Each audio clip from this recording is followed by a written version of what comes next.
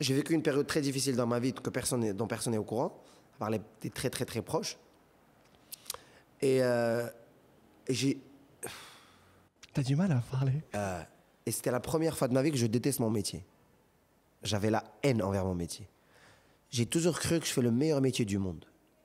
Quand j'ai vécu ça, Khouya, je me suis dit, tout est noir, je me suis dit, pourquoi je fais ce métier en fait? C'est quoi ce métier? J'ai vécu la pire période de ma vie en fait. Je jouais toute la semaine à Paris. Toute la semaine. Tous les jours de la semaine, j'avais un spectacle. Et tous les jours de la semaine, j'avais la haine.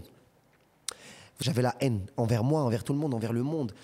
Et à l'intérieur, j'ai envie d'exploser, frérot. Mais je dois faire mon métier. Parce que mon métier, c'est ça. Et là, je commence à dire, mais pourquoi je suis pas resté dans la comptabilité, dans la finance? J'avais un bureau, je pouvais m'enfermer, je pouvais pleurer à l'aise. Là, je dois faire semblant que je suis heureux, mais je suis pas heureux. Et c'est une période très compliquée. Et j'étais perdu. T'as pensé à arrêter? Wallah, j'ai pensé à arrêter. J'ai pensé à arrêter. J'ai désactivé d'Instagram, frérot. J'ai travaillé toute ma vie pour Instagram. Je l'ai désactivé. J'ai arrêté les contrats. J'ai annulé des contrats. J'ai dit, ça y est, j'arrête. J'ai pensé vraiment à arrêter ce métier, frérot. J'étais pas bien. La vie, incroyable. Wallah, la vie, c'est incroyable. J'étais pas bien. Parce que ce que j'avais, c'était pas tu peux pas le toucher. Quand tu as mal à la tête, tu prends un Doliprane, ça y est. Je demandais à Dieu une maladie pour que je me fasse oublier ça. Parce que ça, t'as pas la main dessus. C'est un truc que tu contrôles pas. Et c'est là où tu comprends, quand on était jeunes, on disait à nos parents, on veut l'argent. Et Nef et les parents ils disaient, nous, on veut la paix. Et toi, tu disais, quelle paix? Et là, tu comprends, je suis arrivé à ce stade où j'ai compris cette phrase. Où j'ai dit, Dieu, je veux rien. Tout le reste, je peux m'en occuper. Mais juste ça, s'il te plaît, aide-moi. Et c'était compliqué. J'arrive à Casa, je suis un ami, il habite là pas loin. Et je suis posé. Et là, j'ai mon ami Francis Mercier. Il est DJ. Il me dit, Amine, je mixe à Toulon, viens me voir. Je suis au Mexique. Je rentre pour prendre un billet d'avion pour aller au Mexique. Wallah, je tape ME, il y a la Mecque qui sort en premier. Écoute-moi bien. J'ai jamais été à la Mecque, jamais fait une Umrah de ma vie. J'appuie, je réserve, je me retrouve à réserver un billet. Mon pote, il était dans la chambre, il sort. Il me dit, alors, t'as réservé? Je dis, ouais, je vais à la Mecque. Il me dit, quoi? De Touloum à la Mecque. De Touloum à la Mecque, frère. Wallah, c'est une dinguerie que j'arrive. Je monte. Mon pote, il sort, il me dit, Amine, comment ça t'as réservé? Tu as pris l'hôtel? Je lui dis non. Il me dit, bah, t'as déjà été? Je lui dis, jamais de la vie. Il me dit, mais t'es sérieux, tu vas aller là-bas? Je lui dis, ouais. On sort, machin, je sors de chez lui, je rentre chez moi, je range mes valises, je les mets dans la porte. J'ai pris le vol de 6h du matin.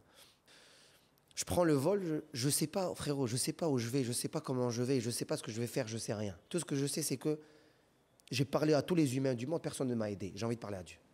C'est comme ça. Aucun être sur terre n'a pu m'aider. Là, j'ai envie de parler au Créateur. Allah. J'arrive à la Mecque, je fais 4 jours. Je fais que prier du matin au soir. Je fais que prier, je dis rien. 24 heures sur 24, je fais rien parce que j'arrive pas à dormir. Mon front, il est par terre. Je dis, Ya Rabbi, Dieu, s'il te plaît, je veux rien. Libère-moi. Ça fait, je suis fatigué. J'arrive plus à revivre ma vie, j'arrive plus à faire des spectacles, j'arrive plus à parler à mes parents. Parce que mes parents, ils voyaient que j'étais pas bien, j'arrivais pas à leur parler. Parce qu'à chaque fois que je leur parlais, ils sentaient que j'étais pas bien, ils étaient pas bien. Donc, je voulais pas ça. Donc, à Khouya, j'étais sur moi-même, je voulais parler à personne pour pas gâcher la journée de personne parce que j'étais pas bien. Donc, je me suis renfermé sur moi. Toute la journée, Khouya. Mon front, il est par terre. Pendant 4 jours. Rien, je pleure et je parle à Dieu. Rien, je me libère, je dis Dieu, s'il te plaît, aide-moi. Allah. Voilà, comme ça. 5e jour.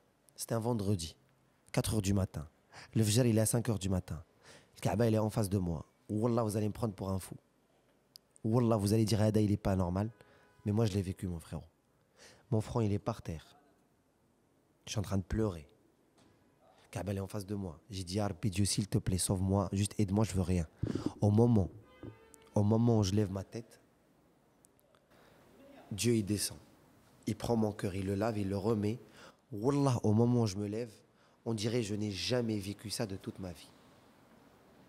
On dirait je ne suis jamais passé par cette période de ma vie. On dirait je n'ai jamais vécu un mal de ma vie. On dirait Khouya l'Alzheimer. On dirait Dieu, il m'a supprimé la carte mémoire de dès que le moment. Et c'est à partir de ce moment-là, je me suis reconverti à l'islam. je suis rentré dans la religion. C'est à partir de ce moment-là que Amin Radi, il y a un nouveau Amin Radi qui est né. Ma vision de la vie, elle a changé.